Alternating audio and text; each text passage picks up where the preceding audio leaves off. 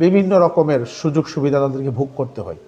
তো নিশ্চয়ই আমরা চাইবো না যে আমরা মাথা নিচু করে পে স্কেলের সুবিধা আমরা ভোগ করি। আমরা অবশ্যই চাইবো যে আমরা যাতে মাথাটা উঁচু করেই আমরা আমাদের পে স্কেলের সুবিধাগুলো আমরা ভোগ করতে পারি।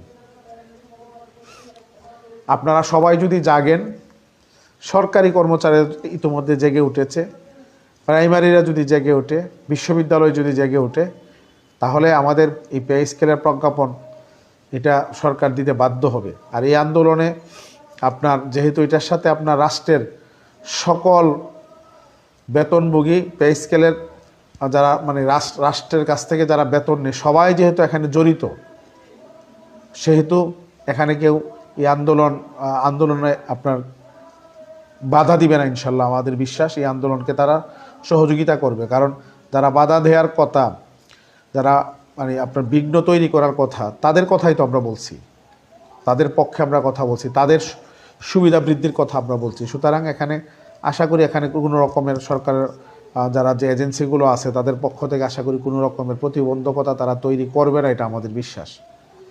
আমি জাতীয়করণ প্রত্যাশী জোটের যারা জেলা নেতৃবৃন্দ আছেন, যেখানে আমরা পূর্ণাঙ্গ কমিটি ঘোষণা করেছি, এবং অনেক জেলা আছে যেখানে আমরা পূর্ণাঙ্গ কমিটি ঘোষণা করতে পারিনি, ওখানে আমাদের সমন্বয়ক আছেন। একই অবস্থা কিছু কিছু উপজেলাতে আমরা উপজেলা কমিটি করেছি, পূর্ণাঙ্গ কমিটি, কোথাও কোথাও আমাদের সমন্বয়ক আছে।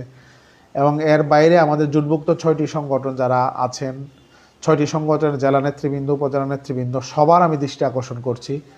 এবং আমাদের যে সমস্ত মাধ্যমিক শিক্ষক সমিতি উপজেলা পর্যায়ে আছে, জেলা পর্যায়ে মাদ্রাসা শিক্ষক সমিতি, উপজেলা পর্যায়ে, জেলা পর্যায়ে, আরও স্থানীয় বিভিন্ন রকমের সমিতি আছে, আমি তাদেরও দৃষ্টি আকর্ষণ করছি।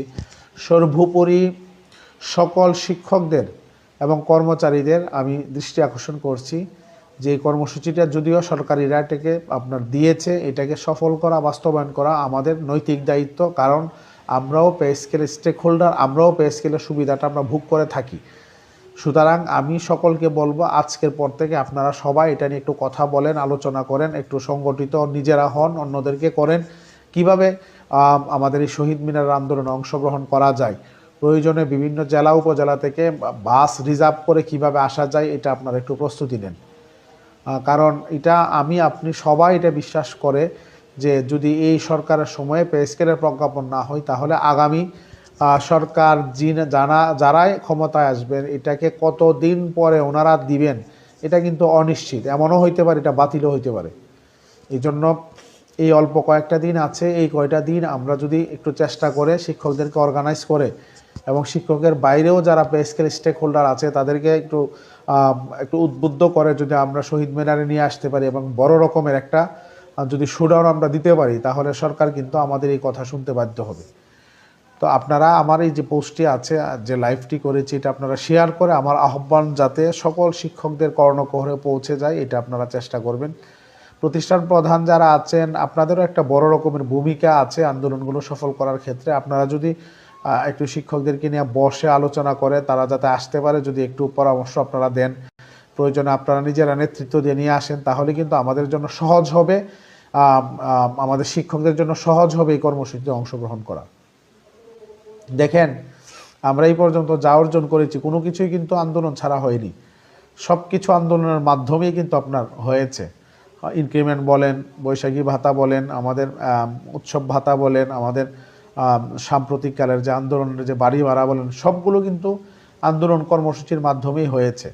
কর্মচারী যারা আছেন সরকারি তারা কিন্তু এটা নিয়ে অনেক কষ্ট করতেছেন, প্রতিদিন তারা আন্দোলন করতেছেন, বিক্ষোভ করতেছেন, বিভিন্ন পর্যায়ে কর্মসূচি পালন করতেছেন। এখন আমরা যদি তাদের পাশে একটু দাঁড়াই তাহলে তারা শক্তি পাবেন, আর না দাঁড়াইলে এটা কিন্তু একরকমের তাদের সাথে একরকমের মকারি হবে, এটা একরকমের হিপোক্রিসি হবে।